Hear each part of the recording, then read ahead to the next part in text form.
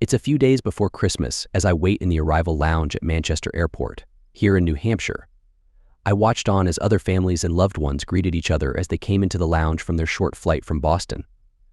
I'm waiting for my wife, Dr. Emily Walker, to return home to me. Emily's been working in Puerto Rico for the last 6 months, and I haven't seen her for about a month, since Thanksgiving. My name is John Walker. My friends and work colleagues call me Johnny, for obvious reasons. I'm the same age as my wife at 27, but where she's a doctor, I became an engineer working in town here in Manchester. I'm 6 feet tall with dark brown hair and brown eyes. Emily and I were high school sweethearts. We were both each other's first love. We both then went to college together. However, I finished earlier as Emily was still studying to be a doctor. We got married shortly after I graduated, almost 2 years ago now, and we've been renting a nice 3-bedroom house in the northern part of Manchester for a few years as well. Emily's first job after completing medical school was to work with an NGO non-government organization, Doctors Without Boundaries. They provide 6 or 12-month contracts for doctors to work in third world or struggling countries where medical assistance is at a premium. Many young doctors like Emily take up the opportunity to gain experience. Also working in humanitarian aid always looks really good on a resume. Emily is halfway through her 12-month contract, first leaving for Puerto Rico back last summer. It's hard having a long-distance relationship. We've been so close and done everything together since we were just 16. These periods in between her trips home are easily the longest I've gone without her in over 10 years now. I've missed her so much. As I looked past the other passengers, I could see the wavy blonde hair of an attractive woman. It's my Emily. She stands at 5 feet 7 inches tall, with long wavy blonde hair and beautiful blue eyes.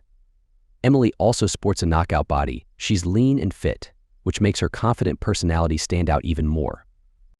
I'm used to people being drawn to her ever since she first caught everyone's attention in high school. It's just something I've learned to deal with. Her smile grew as she saw me waiting for her, approaching me with arms out to embrace and hug me. "Hi, darling. It's so good to see you," Emily said as we embraced. "Hi to you too, gorgeous. You're looking even better than a month ago. You've been working on that tan again, haven't you? You look amazing," I replied. "Thanks. I try to catch some sun every day when I can. There's not much else to do there apart from working," Emily responded as we made our way to the luggage collection. We spent the next hour or so catching up on everything Emily's missed out on over the last month, although I'm not that good at the gossiping side of things. She didn't have much to tell me about her job, just that it was business as usual from the last time she was home. While Emily was in the kitchen calling her family, I helped by taking her suitcase upstairs to our bedroom, unzipping and opening it so she could begin to unpack when she was ready. A piece of clothing on one side of the suitcase caught my eye after opening the lid. I pulled it out to look at it. It's a beautiful red teddy. I've never seen her wearing this before. Maybe she bought it to surprise me as it looks like it's brand new. So I packed it back away where I'd found it and closed the top of the suitcase. After we had dinner that night, I was looking forward to spending quality time with Emily once again. It's only been a month, but even that's way too long. I was half expecting her to come to bed in her beautiful red teddy I'd seen earlier, but she came out of the bathroom in just a cozy pajama set instead. Maybe she's saving it for a special occasion. We spent Christmas Day at my parents' house, as Emily's parents had moved to Florida a few years ago. On day 3 of Emily's visit, I was still feeling that something was missing, that spark we usually have. I remembered back to Thanksgiving, and I'd have to say those 2 nights that Emily were home weren't the greatest either. I'd put that down to her being tired from the traveling as well. She also told me that she'd been working really hard too, that she needed some well-earned rest while she was here. But what about now? She doesn't seem tired or worn out now, yet the spark and enthusiasm is simply not there like it was before she left in the summer. Maybe I'm just imagining things.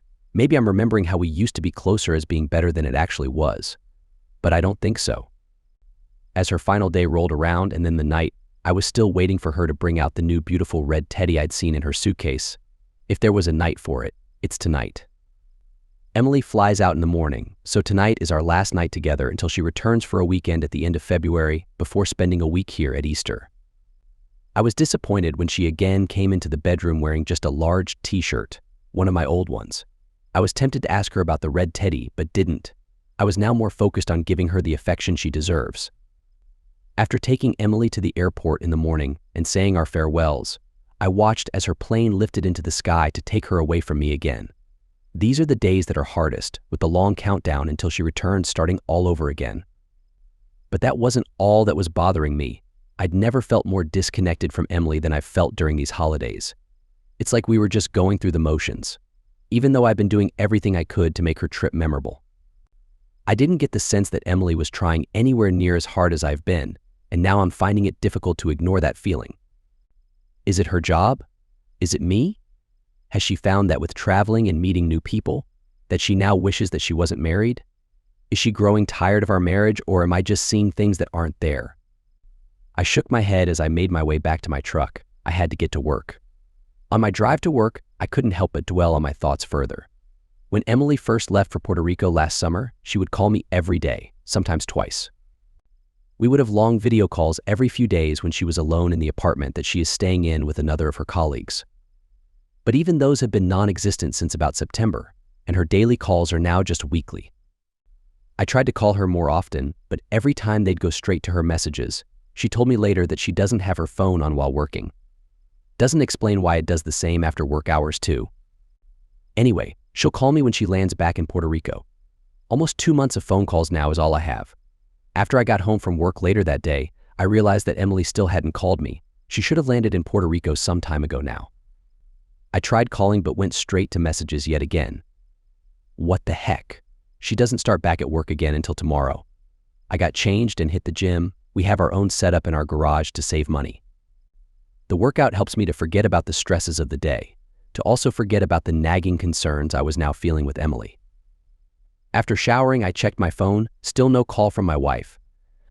So I started making dinner, finally relaxing in front of the TV to eat on my own as I've become accustomed to now. By the time I was ready for bed, I decided to call one last time, but again I was redirected through to her messaging service. What are you doing, Emily? How could you forget to call your own husband once you've arrived back in another country? The following morning at work, Emily finally called me, saying that she was busy getting ready for work yesterday, which is why she forgot to call. Still didn't explain why her phone was off most of the afternoon and evening, but I let it slide. We didn't talk for long since she needed to get back to work. From that morning on, I only got a call from Emily once a week, always on the weekend, always on a Saturday morning. Whenever I tried to call her other than that, it would always go through to her messages, and she would use some random excuse, usually that she works late. Even our calls on Saturday mornings seemed more like a task for her, like she was checking in because she had to. If I had a nagging feeling over Christmas, it was growing into a real concern now. Emily's trip home at the end of February came and went.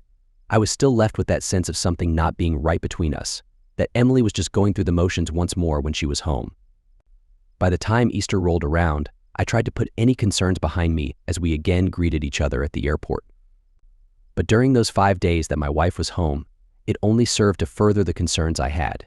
She yet again seemed distant and preoccupied a lot of the time. Our moments of closeness were not as passionate as they had been before. While we were still best friends like we've always been, it's the romantic and physical side of our relationship that's been suffering the most.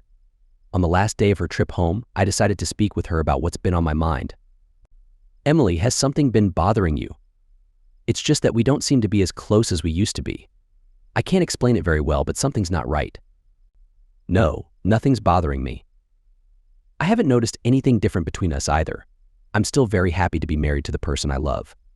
Why do you think that something's wrong? Emily asked. Because we're not connecting like we used to. You seem almost distant when you're home, like you'd rather be somewhere else. We rarely talk now when you're back overseas. You never return my calls. Your phone is always off even when you're not working. Should I go on? John, I'm sorry, but the work in Puerto Rico has been way harder than I ever imagined. The constant long hours, doing multiple shifts, and all the stress that goes with that. The little bit of time that I'm not working is spent sleeping or relaxing by the pool and trying to unwind as best I can. I'm sorry if I'm not calling you all the time. It makes me feel even more lonely when I do talk with you. Besides, what are we going to talk about? You always ask about my work, and I'm trying my best not to think about that. We don't have to talk about your work. I would love to be able to speak with my spouse for more than just 30 minutes one day a week. That's all you've been giving me. Again, I'm sorry. I'll call more often in future. Okay. I didn't realize you were that worried about it. I nodded my head at Emily. Maybe I've been reading too much into all this. I'm hopeful that when her contract ends in June and she's home for good, that we'll be able to get back to normal. I was glad to have gotten my concerns off my chest, and she left me on good terms. Even though she'd promised to call more often, we were soon back to the once-a-week phone calls. Emily must even have set a reminder on her phone for Saturday 10 a.m. to call me. It was now always that time exactly whenever she called. As June approached, I was glad that her contract was near its end, that we could have our life back again and hopefully be ourselves once more. I was tired of being alone. I've missed her more than I could have imagined. Emily was due to fly home on the Sunday morning, however. I was still expecting her to call me as usual on Saturday morning, but it never came. By 11 a.m. I tried calling her instead. Yet again it went straight to her messages. She can't be possibly working on the Saturday right before she flies home. She'd even told me that her work contract officially ends yesterday, so what's going on? I tried calling her later on Saturday afternoon and once more in the evening, but I always ended the call when it went straight to messaging. I was starting to feel like I was the parent of a misbehaving child, overbearing and controlling. I had left the first message earlier today for her to call me, so why the heck has she got her phone off or not even checking her messages? Emily's behavior when it comes to keeping in touch with me has gotten to the point that I can't see any other reason than that she doesn't want to speak with me, or she's busy doing something else where she doesn't want me interrupting her. Maybe with someone else. That's my real fear. Early on Sunday morning, I finally got a text from Emily. She once again apologized for not getting back to me sooner and then let me know her flight times. She would be arriving back home in Manchester at 3 p.m., so I had the rest of the morning to myself before I'd needed to head to the airport to pick her up. I made sure the house was ready. Then I went for a run before doing a workout in our makeshift gym. The whole time I was jogging and then working out, I couldn't get Emily out of my mind. My worry is that she's been having an affair while she's been in Puerto Rico. I couldn't see any other logical explanation for it, and being an engineer that is trained to solve problems by thinking logically, it's the only reason that made sense to me for how Emily's been acting for the best of the last year. It would explain why she started to contact me less and less, also seeming far more emotionally distant when she was home. It might also explain why her phone has been turned off so often when she's not meant to be at work. If she was with someone else, she wouldn't want me calling her. If she's been having an affair, it would all then make sense. But what do I say to her? Do I ask her straight out? What am I basing all this on? My gut feelings and a lack of phone calls? I've never been a petty person or one who likes to dive into gossip. Instead, I've always relied on facts, numbers, and reality. It's simply not me to start accusing her of something I have zero facts for, and what would it do to our marriage anyway if I did that? She'd know I don't trust her, and that would make things even worse if in fact she hadn't been spending time with anyone else at all. No, I'll do what I do best. I'll bury my feelings and emotions and just deal with what's in front of me. Emily will be home this afternoon, and maybe this will all be behind us, with our lives getting back to normal. Emily's greeting on her return seemed genuinely warm. I was happy she was finally home. We quickly started to settle back into married life, although I still felt that we weren't yet back to the relationship we had before she left for Puerto Rico a year ago now. It just didn't feel the same. I mean, Emily is still good to talk with. She can be funny and sincere, warm and loving, all the things you would want from a best friend, but from your spouse you need something more. You need the emotional and physical connection that a loving couple requires, and right now that's still lacking between us. My spouse spent her first week back going to a few job interviews. The job she really wanted was at the main hospital in Manchester, Elliott Hospital. By the end of the week, she gave me the good news, that she'd been successful. Being at a good-sized hospital meant there was room for her to grow her career there. I was extremely happy for her. It also meant no more overseas contracts with her previous employer, which is a big part of the reason I was happy for her. By the end of August, I was feeling less worried about us. Emily has now been at her new job for almost 3 months and seems to be enjoying it. While I still feel that we're not quite the same as we were prior to her 12 months away, I've come to the conclusion that maybe this is just how marriages go, that the romance and desire wane naturally over time, and maybe that's what's happened for us. Although I'd say it's been mainly one-sided, with Emily being the one that seems to have lost some of the passion for me, and not vice versa. The last few weeks has been especially telling. It's been almost like we are just two good friends sharing a house, not a young married couple in love, and I have no idea why. No, that's not true. I do have my suspicions. It's a Sunday morning in our home in early September. I've just made both of us breakfast and coffee. I've got a busy day planned, helping a friend out with his house renovations later this morning, followed by a site visit for one of my jobs later this afternoon. I almost never do work stuff on weekends, but this was unavoidable. Morning, John. You've made breakfast already. What would I do without you? Emily stated as she hugged me as she entered the kitchen and sat down to eat. Morning, sweetheart. I've got a full day planned. I hope you don't get bored at home alone all day. I responded as I got stuck into the bacon I just cooked. Oh, I'm sure I can think of something to do. I might even go out for a while. Are you going to walk or catch an Uber? I replied while drinking my coffee. We currently only have the one vehicle, my Ford truck, which I need today. I'll figure it out. What time do you think you'll be home? Emily asked me. Probably around 6 p.m., maybe 7. Were you planning on cooking something for dinner tonight? If not, I can always grab something on my way home. I asked her as I finished off my bacon. You better grab something, just in case I do go out for a while. By the way, there's something I've been meaning to tell you, Emily replied. You're not pregnant, are you? I fired back with a smile. That used to be a running joke between us previously, whenever she said that she had something to tell me. No, I can't believe you still use that line. What I wanted to tell you is that there's a big healthcare convention at the Boston Convention Center in 2 weeks' time.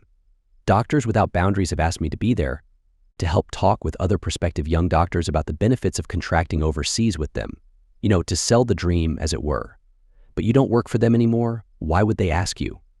I replied as I leaned back on the stool with my coffee. They always ask doctors who've completed contracts in other countries for them. It can't hurt. I might want to do contracts with them again sometime in the future. Who knows? I thought that you were happy to be working at Elliott so that you didn't have to do that contract work anymore, especially overseas. I replied, I was more than a little worried that she might be wanting to travel away again. I am happy with my job, John. Look, this is just me doing them a favor, nothing more. It's a 2-day conference over the weekend. The booths run on both Saturday and Sunday. I'll be taking the train there. They'll pay to put me up at a nice hotel overnight with all meals included as well. So it won't cost me anything either. Emily answered. So are you inviting me along? Is that what this is? I can go sightseeing around Boston while you work the booths, I responded before drinking the last of my coffee. No, they only offered accommodation and meals for one, sorry. But the hotel room will fit both of us. We don't even have to tell them. I'll pay for my own meals, I replied. That sounds nice, but I don't want to mess around with the booking. The hotel would want to charge them for a double booking, not a single. It's only 2 days and the Saturday night. Besides, I'll be working most of it. We can go to Boston together some other time, okay? Emily answered. All right, fine. At least I tried. Hey, I've got to get moving. Peter is expecting me over there in about 30 minutes. If you go out, call me and let me know where you're going, okay? I might be able to pick you up later, perhaps. I responded, hugging her before I started to put on my work boots. I'll be fine. I might not go out at all yet. I don't know. Bye, sweetie. Emily replied as I left the kitchen heading out of the house. I was helping Peter out with some concreting today, amongst a few other things. We got the other stuff out of the way as we were still waiting for the overdue concrete truck to arrive. It was already 3 hours late as it got to midday. Peter then finally got a call that the concreter had some major truck issues and was canceling all loads today, so that freed up most of my afternoon. I was planning on going to my job site at 4:30 p.m., but I called the client to see if he was available to go there any earlier. I was happy that he could indeed meet me there at 1 p.m., so I said my goodbyes to Peter and took off in my truck to get there to prepare for the client. What I expected may have taken up 2 hours for us to sort through took only 20 minutes. The client knew exactly what he wanted, which meant I didn't have to spend my time explaining all of the options. I checked my phone when we were done to see if Emily had texted me that she was going out, but I didn't have anything, which meant she'd still be at home. So I headed home where I could shower and then spend the rest of Sunday afternoon relaxing with my gorgeous wife. Maybe some quality time is in order. When I entered the house, I called out to Emily that I was home as I started taking off my work boots before getting the carpet dirty. When I got no reply, I called out again as I made my way through the living room and kitchen to the laundry to throw my clothes into the washing machine, before I headed to the bathroom for my shower. I walked into our bedroom, but Emily wasn't there either, so I quickly looked out at our backyard too, still no Emily. I got into the shower. I was a little annoyed she didn't call to tell me where she was going like I asked her to. I swear it feels like only one of us is in a marriage sometimes, but whatever. As I got changed in the bedroom, Throwing on my boxers and a t-shirt, I thought about Emily's alluring red dress. I still haven't seen her wear it yet since I spotted it in her suitcase when she was home over Christmas. If she wasn't going to wear it, why did she buy it and bring it with her from Puerto Rico? And why would she have it in Puerto Rico anyway? She obviously took it with her when she went back there as well. This was just one more thing that I couldn't explain about my wife. Her drawer is just above mine in our dresser, so I opened it to see if she still had the little red dress or not. I had to dig a bit, but I found it, almost like it had been hidden at the bottom in the back of the drawer. When I pulled it out, something was off. It looks like it's been used quite a number of times and washed too. And just how do you get wear and tear on a little dress unless you're wearing it while you're being with someone? What other conclusion am I supposed to draw from this? It would explain why she hid it at the back of her drawer. Maybe it's not meant for me. I put her dress away where I'd found it, hiding it at the back like Emily had done. Where the heck is Emily anyway? I asked her to let me know where she was going if she went out. I grabbed my phone and called her, but once again it went straight to her messaging service. What the heck? Not this stuff again. I could do nothing but wait for her to return home now, so I decided to marinate some steaks for us to eat tonight. After that, I hit the gym again. I needed to get these thoughts of Emily being unfaithful out of my head. At 5:30, I heard the front door close, as Emily came in and made her way straight to the bathroom to shower without calling out to me or saying anything. She must know I'm home. My truck is parked right outside. Again, strange behavior unless she has something to hide. When I heard the shower turn off, I went into the bedroom to say hello to her and to be there to watch her getting changed. After all, she's still the most attractive woman I've ever known. She came out wearing a bathrobe but didn't want to get changed in front of me. Instead, she sat down at the end of the bed and started doing her hair. So why didn't you text me to tell me where you were going like I asked? What? Are you my parents now? I'm sorry for caring about my wife. Maybe I should care less, a bit more like you. I responded. I was just out with friends, okay? I didn't think you needed to know where I am every minute of the day. But why was your phone off? You can't use the excuse that you were working this time. It wasn't off. I must have set it to silent by accident. What's this all about, John? I shook my head. The only thing I could say to answer that is that I think she's been disloyal to me. But I don't have any proof for that accusation at all, so I said nothing. Did you at least bring something home for dinner, John? Nope. I've got some steaks marinating right now. I'm going to barbecue them in a minute. Maybe you can help with the salad if you'd like. Sure, but you better go clean the barbecue first, though. Off you go, Emily responded, trying to shoo me out of the bedroom. What? And missed the best view of the day. My beautiful wet wife. I answered her with a cheeky grin. It's nothing you haven't seen 1,000 times before. Go on, go clean the barbecue, Emily insisted. All right, but I have to use the bathroom first, I replied as I made my way into our in-suite bathroom. Hold on, I just need to grab my dirty clothes to put them in the laundry. Emily quickly replied as she grabbed her clothes she'd just been wearing out of the clothes hamper. As I stood there having a pee, wondering why Emily was worried about me seeing her right now, or leaving me alone with the clothes she'd just been out in. Again, what is she hiding? After using the bathroom, I made my way through to the laundry to grab the portable barbecue we had stored in there. I noticed the washing machine was already on. It only had the clothes both of us had been wearing today, hardly enough to make a load. It's almost like she's trying to wash away any evidence that her clothes may be keeping. Or maybe I'm just getting paranoid and imagining all of this. Over the next 2 weeks, not much changed in our relationship. It was going along, but that's about all I could really say for it. As much as I wanted to, I simply couldn't shake the feeling I have that something has been going on, that Emily has been hiding something, that her emotional and physical attraction for me has waned ever since she went to Puerto Rico 15 months ago now. I was hoping everything would be good again once her contract ended, but it's been almost 4 months now, and we still haven't gotten back to normal. Now I'm going to be paranoid about her going to Boston on her own tomorrow, spending the weekend there. Would she be there with someone else? Am I being played here? Tonight is Friday night, and I decided I was going to give her the best time I could to remind her of me while she's away over the weekend. But it wasn't to be. On Saturday morning, I dropped her off at the train station before heading home.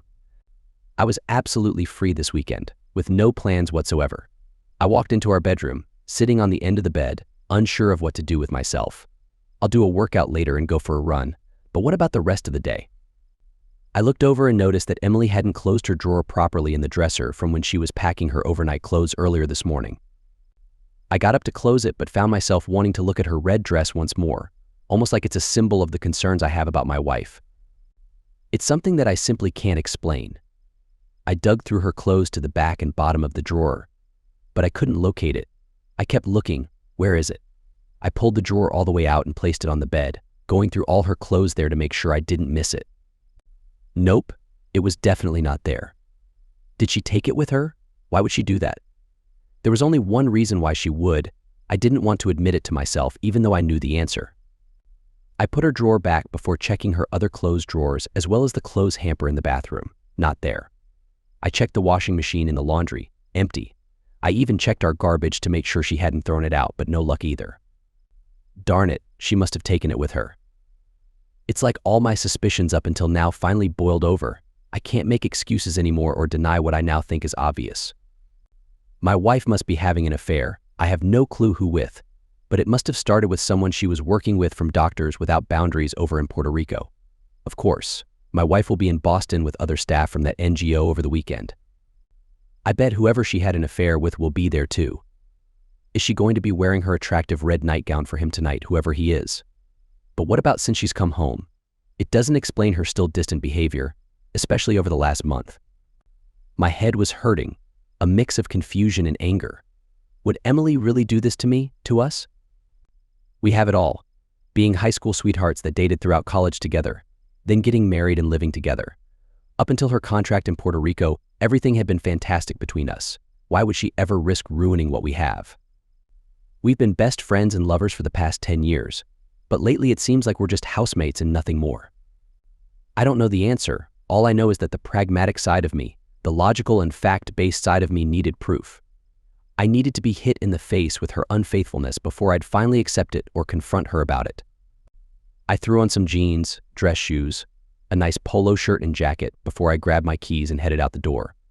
I'm going to Boston, I'm going to her convention, and I'm going to see for myself what's going on. As I entered the large convention area, I grabbed one of the brochures that also provided a floor layout of where you could find all of the vendors.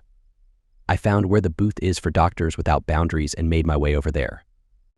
I'm not naive enough to simply walk up to the booth where Emily is and expect to see anything suspicious.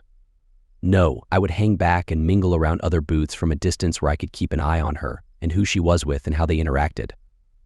As some health rep for some medical device company started talking to me about their products, I could see Emily in the distance. She was sitting with another woman chatting at the back of the booth while two guys, definitely also staff members, would engage with the public as they passed by.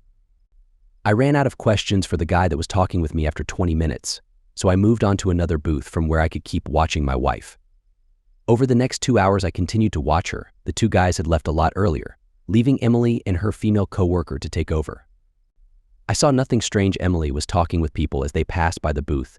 Occasionally, she would spend more time with someone if they were genuinely interested in the NGO. I was getting bored of this, so I found one of the restaurants inside and grabbed a meal for lunch.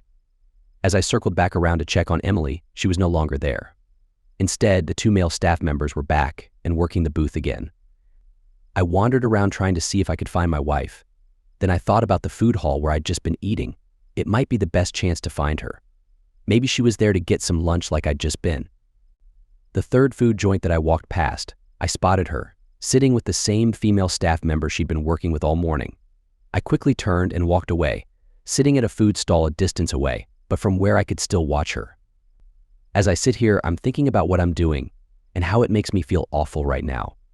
Am I honestly happy about keeping an eye on my wife like this, following her around and watching her like some amateur detective? I should be better than this. Emily deserves better than this. What the heck am I doing here? I got up and wandered off, leaving the convention center to go sit out front trying to gather my thoughts. What am I hoping to find out by being here? That she's with her lover in the middle of a convention that she's working at? No, if she's going to be with him, it'd be tonight after she's done working. It'd be back in her hotel room where they could be alone together without other people seeing them. But I don't even know which hotel she's staying at, let alone which room number. And what exactly would I even do if I did know? Sit in the hotel lobby to catch her walking past. This whole trip feels like it's pointless. I'm probably never going to find out what I think is going on with Emily, This is just ridiculous. I got up, I was going to head for the parking garage where my truck is parked, but I ended up going back inside to check on Emily one last time. It's like I just couldn't let it go that easily. I found her hanging out back at the booth. She was chatting with the other woman again. The two guys were still there as well. I wondered if one of the guys is the one that she's been potentially having an affair with. I watched closely for how she interacted with them both. One was a bigger guy, a bit heavier and hardly my wife's type. The other man is a bit older, tall and thin, and is clearly losing his hair. Again, I don't see my wife being interested in him at all either. When she did speak with both of them, it all seemed very normal, just how people working together would interact. Maybe I'm just being paranoid, and I'm looking to blame that on something or someone else. It's just past 3 p.m. now. The convention booths close at 5. I figured I might as well wait until Emily finishes work to see where she goes and who she goes with. In the meantime, I needed a soda, so I headed for the large bar I'd seen earlier near the food court. It was pretty busy already. All the regular tables had people sitting in them, so I grabbed a bar stool up at the end of the bar. There were 3 people standing beside me talking shop. They've obviously been working at one of the booths today. They were loud too. I was finding it hard to even enjoy my soda with them talking so much. Eventually they left as I ordered my second non-alcoholic drink. I'm driving after all, as I don't intend to stay overnight here. After about 20 minutes, another 2 guys took up the seats at the bar right beside me. That's when I realized that they were the same 2 guys that Emily has been working with today. My first thought was that maybe Emily would be joining them in a moment, and she would find me sitting here. Then I figured that Emily and the other woman are probably working the booth until 5 p.m. now, as they seemed to be alternating shifts with the 2 guys now having a drink next to me. They started talking about work and then about someone they'd previously worked with, some guy who they both knew. I was zoning out from their conversation as it went on for a good 20 minutes. Checking the time is almost 4 p.m. now. As I took another sip of my drink, I wondered to myself if I should just leave after my soda. Emily seemed to be here doing exactly what she said she was doing, and I'm feeling like a fool for doubting her. I've never previously been the jealous or suspicious type with Emily before she went to Puerto Rico, so why am I being like that now? The attractive red nightgown came to mind. Emily always turning her phone off when not at work was another. As I finished my soda, I was about to stand up and leave when the guy beside me mentioned Emily to the other. Have you met Emily Walker before today? The good-looking blonde in the booth. Did you spend any time over in Puerto Rico since last Christmas? The slightly bigger guy asked the other. No, I've never been to Puerto Rico. I was working in Guatemala more recently, Honduras before that. I've never met her before today. She is very attractive though, her husband's a very lucky man, replied the older, taller, thinner guy. I was feeling somewhat good about myself. Yes, I am a very lucky man. I don't know about her husband being so lucky I was in Puerto Rico with her up until last Christmas. Have you worked with Ryan Knight before? He's one of the more senior doctors that's been with us now for a few years. He was the team lead over in Puerto Rico. He and Emily spent a lot of time together, and I mean a lot, replied the bigger guy while chuckling a little. What? I almost turned to the guy to ask him what he meant, but remembered that I don't know these guys. What on earth though, they're talking about my wife and this doctor, Ryan Knight. Yeah, I know him. I worked with him earlier last year in Honduras. He seemed like a good guy, happily married with kids too. Did he really have a romantic relationship with Emily? Not just a romantic relationship, I'd call it a passionate connection. They couldn't get enough of each other shortly after she started working with us last summer. She arrived looking all beautiful and innocent, like a flower ready to be discovered. She wanted to impress Ryan too, and I don't think he could resist. From the beginning, every moment they weren't working, they'd be spending a lot of time together. You could hear them talking and laughing all the time in the dorm, like apartments we were all housed in. He even switched out her roommates and moved in himself, something that's not meant to happen. 2 married people living together like that. He only got away with it because he was the boss. The bigger guy continued. I was stunned, all this time wondering if something fishy was going on, and now this guy just spills everything to me. I couldn't believe it. I felt completely shocked. Wow, okay. So, did Ryan finally end it? Is he back home now in Chicago with his wife and kids? Well, I talked to Emily just earlier, asked her if she's kept in touch with Ryan or not. I mean, it was really obvious that they were a couple back then. They both lived together, ate together, they were always together. It's not like the two of them were a secret or anything. But here's the interesting part. She told me he's now working at Elliott Hospital with her in Manchester. He started there just a month ago, according to her. I think she probably helped him to get the job there too, but she wouldn't admit it. Wait, did he get divorced? Did he leave his wife and kids for Emily? The older guy asked. I asked her that, well, if he's now divorced or not. She said no. He's just working with her for a while, whatever that means. I bet Ryan has told his wife he's off on a contract overseas somewhere. Meanwhile, he's spending time with the hottest young doctor in New Hampshire. He must have a lot of guts to pull that off, lying to his wife so he can be with Emily. To do that with a wife and kids at home, seriously, that's messed up. The balding, thinner guy answered, and I had to agree with his point of view. It is messed up. Emily has messed up our marriage now too. You may say that, but you haven't seen Emily sunning herself at the beach or by the pool in Puerto Rico. If you saw her body in those. Well, you might have second thoughts too, the fatter guy replied. No, I couldn't live with myself if I ever did something like that to my family, no matter how attractive she is. It's just not worth it. And she's married too, so she's now working and probably spending time with Ryan again, and then what? She goes home to her husband afterwards? The older, thinner guy replied. Yeah, I know it's tough for him. Well, let's not talk about any of this when she gets here after 5. It's really none of our business if she wants to mess around outside of her marriage. I bet Ryan will probably be here soon as well. He wouldn't miss an opportunity to spend time with her. I bet he'll be hanging out with her until late into the night for sure. The bigger guy replied, well, it'll be nice to catch up with Ryan again. Although I can't say I'll have the same level of respect for him now. It's not a good thing what he's doing. I could never even think of doing that to my wife and kids. The balding guy answered, oh, come on, not even if someone as attractive as Emily was involved. Man, I'd do anything to have just one night with her. The bigger guy replied while laughing, but you're single. You don't have a wife and kids at home to think about. There's more to life than just attraction, even if she's incredibly attractive like Emily. The balding guy responded, okay, fair enough. Just remember, let's not say anything when Emily or Ryan gets here, all right? Sure. I was still trying to process what I had heard, listening to them talk about my unfaithful wife with her lover like that. I still felt like I had been hit hard in the gut. It all made sense now, everything clicked. Even her recent behavior was explained. She's now spending time with this Ryan guy again. Last Saturday, I bet she spent the whole day with him when she was out. That's why she didn't answer her phone and wanted to shower right away when she got home and to clean her dirty clothes. I was furious. I wanted to confront the bigger guy and ask him what else does he know. But instead, I tried to act cool as I got up and left the bar. If someone had bumped into me on the way out, I probably would have been really angry. I went and sat down outside the convention center again. It was now after 4:30 p.m. Did I want to wait around to see her with him? To see who this Ryan guy is? No, to me it doesn't really matter who he is. I'm most angry with Emily. I don't care if he's being unfaithful to his wife. I really don't care. I only care that Emily is being unfaithful to me. That's it. What angers me the most about Emily are the lies and deceit, not just the betrayal. If she fell in love with this guy shortly after arriving in Puerto Rico, why didn't she break up with me then? At least she should have had the courage to do it when she got back home. And now, she's helping this guy get a job in our own town where everyone knows us, continuing her affair right under my nose. It's her complete lack of respect for me. Like she's flaunting it. That's what I can't understand. Why would she do that? I have given her everything I could.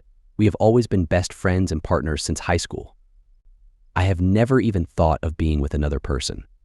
And now she's showing off her infidelity as if she doesn't care about me at all. How did we end up here?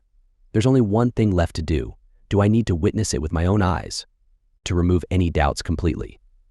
Maybe. I'm thinking of it as finding closure. Seeing her being with another man that she's involved with romantically and physically will make it clear to me that our marriage is truly over. I tried to collect myself. It was difficult. I still had thoughts of anger, frustration, and confusion swirling in my mind. The main question remained, why? Why, Emily, did you want to cheat on me? It's now after 5 p.m., so I got up and made my way back inside as most people were leaving. I don't want to confront her yet. I just want to see her with him for myself, to find closure. I headed towards the bar, stopping and sitting at a cafe nearby. From where I'm sitting, I have a view of the end of the bar where I was earlier. The two guys are still there, along with Emily and the other woman now. There's also a third man, tall with nicely combed brown hair, who looks fit and dressed sharply. He's standing beside Emily, and now he puts his arm around her waist as they talk with the others. This must be Ryan. He's the man my wife has been cheating on me with. Seeing my wife standing there with another man, his arm around her, claiming her as his own, it's difficult to handle. Until today, I believed that Emily only had love for me. Even with all my suspicions, I was hoping and praying that I was wrong.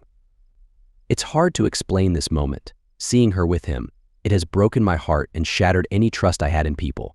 What do I do now? Do I go in there and confront her? Do I attack this guy and tell my wife to go away? I really want to go in there and let my anger out. But no, I don't need to be charged with assault on top of the pain she has already caused me. My logical side tells me not to make any impulsive decisions while I'm emotionally distraught, that I need to go home and calm down first. I have my evidence now. I have what I came here for. I took out my phone, switched on the video, and zoomed in to record them. Just as if it was planned, Emily turns slightly towards Ryan and gives him a quick hug, clearly showing their connection. I pressed stop and then headed for the parking garage. It felt strange walking into our home, the place we have shared for years. While I've been lonely here while Emily was in Puerto Rico, our home now feels different. It serves as a reminder of what we should have had but no longer do. Sleeping here tonight was going to be difficult, knowing that my wife is in a hotel room in Boston with her boyfriend while I'm here alone.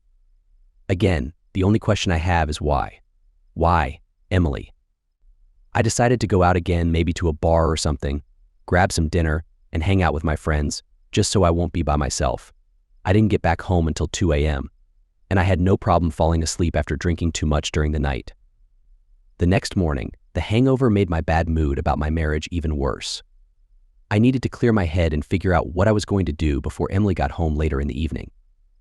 One thing I know for sure, our marriage won't continue as before. I won't pretend that I don't know or accept this. No, it's definitely over, but what now? Should I pack my bags and leave?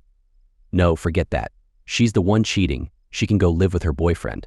He must be renting a place in town. He even works with her now. How can you do that? Lie so blatantly to your wife about where you are.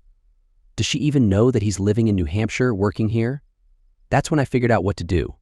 I opened my laptop and went to the Doctors Without Borders website to see if they had any information about him.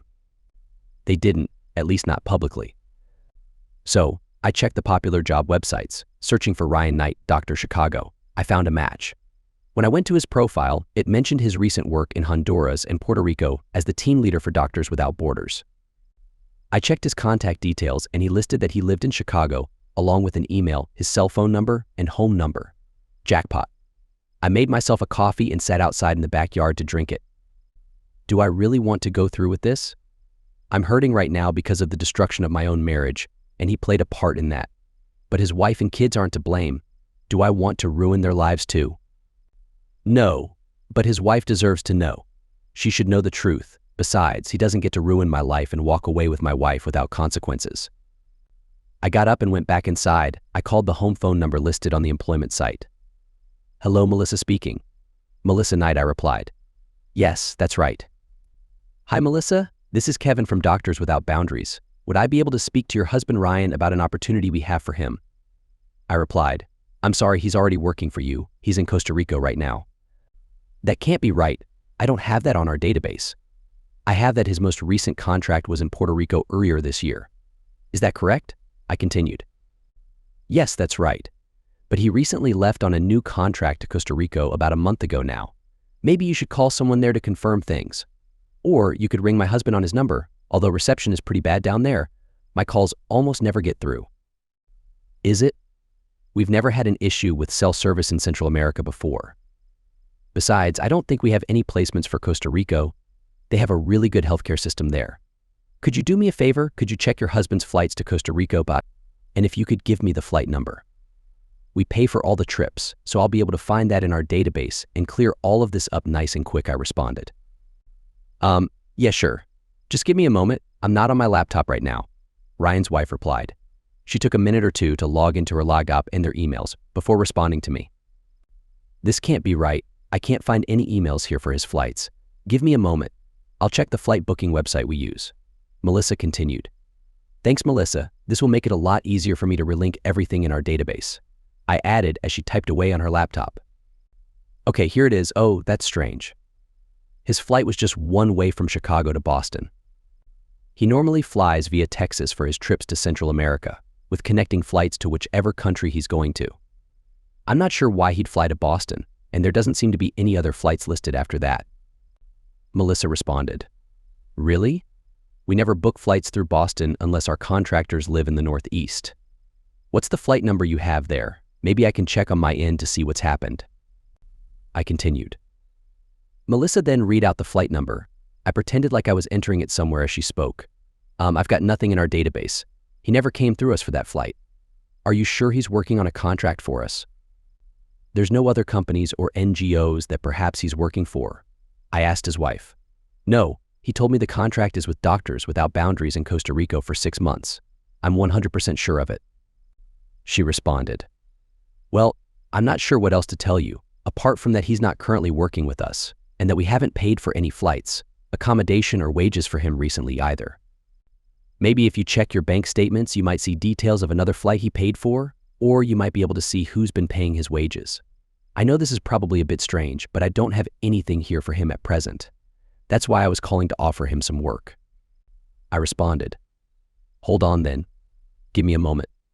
Melissa replied with a sigh. I could hear her typing away. If nothing else, she'd be suspicious of her husband now. She'd want to know the truth. This can't be right. What the heck is going on? Melissa spoke out aloud, although it was clear she wasn't talking to me. He hasn't withdrawn from our bank account for the last month. How the heck is he paying for anything? Melissa again said out aloud. Maybe he got a cash advance before he left, or he has another bank account. I responded. No, we only have our shared account and there's no cash advances on here. Why would he open another account? I can't answer that. Have there been any deposits into your shared account recently? Surely he's getting wages if he's away working somewhere? I asked her. Yes, there have been 3 deposits so far, the same amount each week. They're all bank transfers, from another bank it looks like. In the details it says here that it's from a bank in Manchester, New Hampshire. Why would he be transferring money into our account from a bank in New Hampshire? This doesn't make any sense whatsoever. She again asked out aloud. Well, that's like an hour's drive from Boston. I guess that explains the one-way flight to Boston, then I'm assuming. That's weird, I continued, hoping she would catch on. What's weird? Melissa replied, taking my bait. Well, we only have one other doctor in our database that comes from Manchester, New Hampshire. I placed her with her last contract. It was in Puerto Rico working for your husband for a year up until June. What would he be doing in Manchester with her? Is he working there with her again, I wonder? That would make a lot of sense if you're now receiving transfers for his wages from a bank there, I responded. The insinuation for his wife was clear even if I played it calmly. That's impossible. What would he be doing working in New Hampshire with some woman who worked for him before? Why would he not tell me that? Why would he not tell me about the flights and the bank accounts? Oh my gosh. Melissa's voice trailed off. And there it is. She just realized the implications of this. She has just realized that her husband is cheating on her, lying to her. Who is she? This woman that lives in Manchester. What's her name? Melissa almost demanded.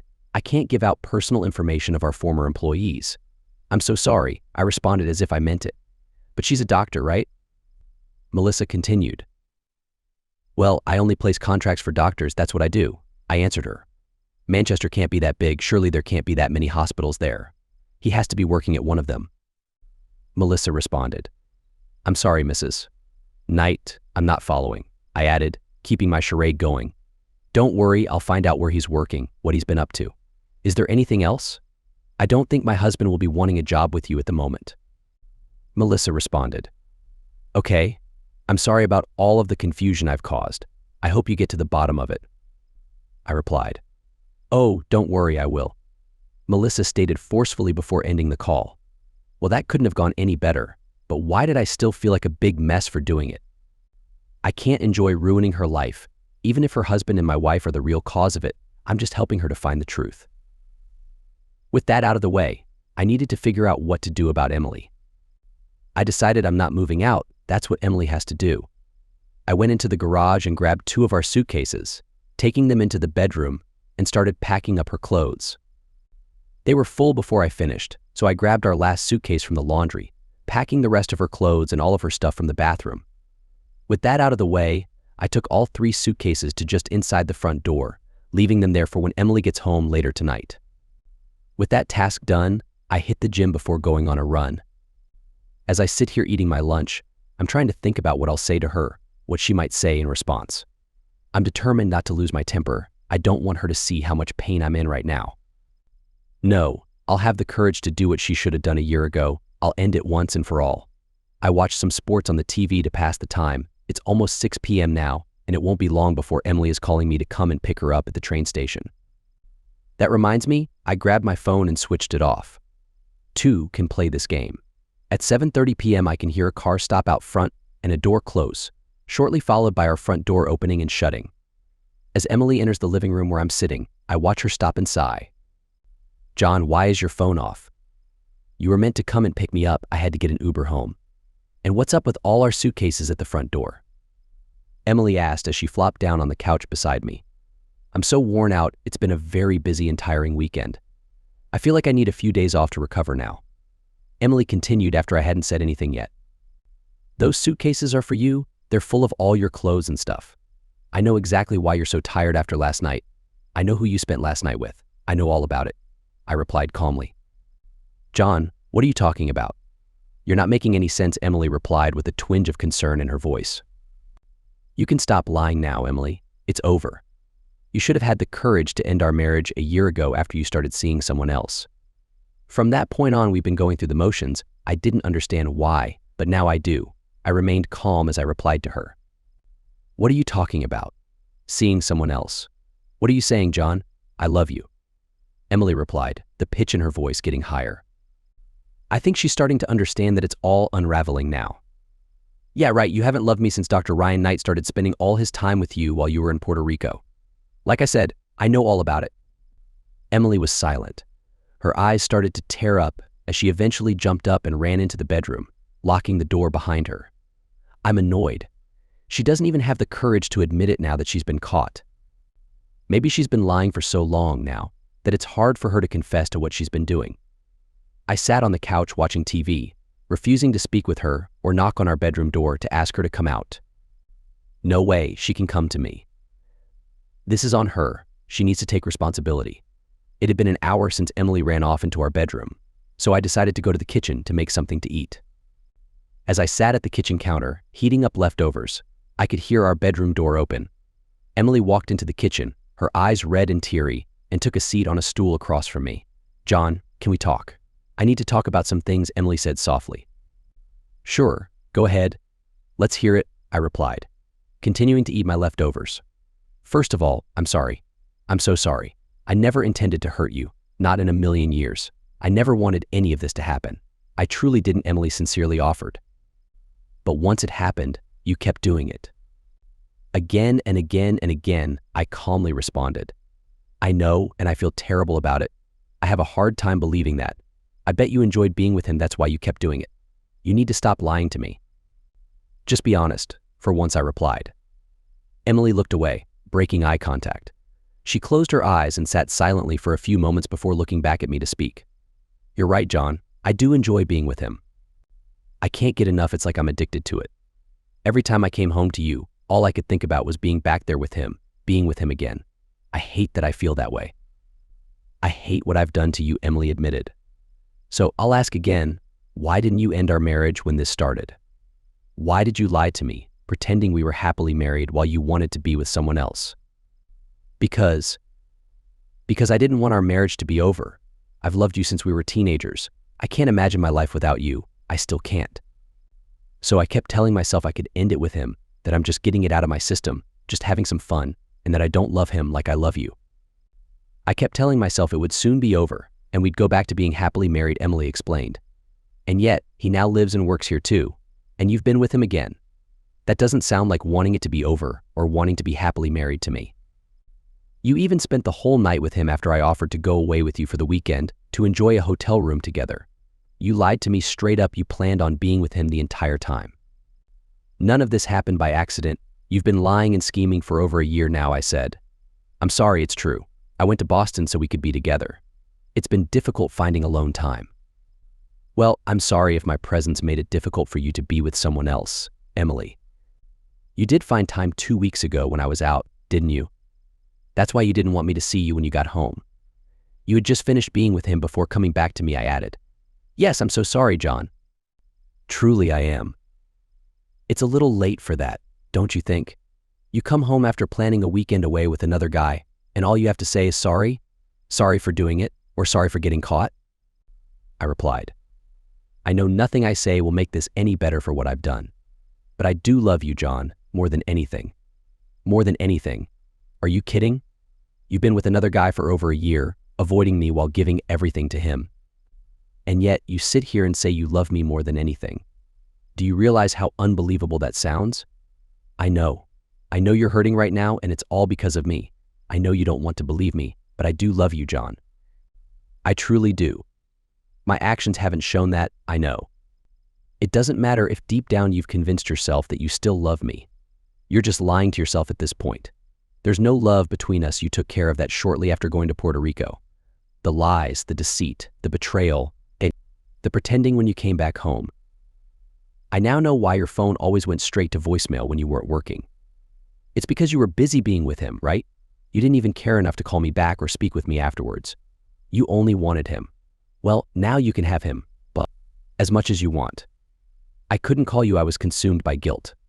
I just couldn't do it. I knew what I was doing was wrong, that I was hurting you, but I couldn't stop. I didn't want to. Emily confessed. Well, you must be happy now. You can be with Ryan whenever you want. You're free to do whatever you want. I even packed your suitcases for you. Look, I'm a good husband, until the bitter end, I retorted. John, that's not what I want. I want you. I've always wanted you, and I always will. You're the only one I'll ever love, I promise, Emily pleaded. Like I said before, it's way too late for that. If you honestly think I'd ever want to be with you after what you've done, you must have way less respect for me than you've already shown. Can you just say sorry and that you love me and expect it to make everything better? What the heck, Emily? You've broken my heart and betrayed me, and now you want to sit here and rub it in. Just take your suitcases and go. Our marriage is over. We're finished. Right now, I hate you so much, I replied, finally getting emotional despite my attempt to remain composed. Emily's tears started flowing again as she got up and walked back to our bedroom. I finished my noodles and opened a soda. I deserved it after everything. I returned to the living room and sat down to continue watching the game on TV. I'm not sure what Emily is doing in the bedroom. All her stuff is gone. She's probably crying, feeling sorry for herself that her perfect little world has crumbled. 30 minutes later, Emily emerged from our bedroom. She stopped in the living room to speak with me one last time.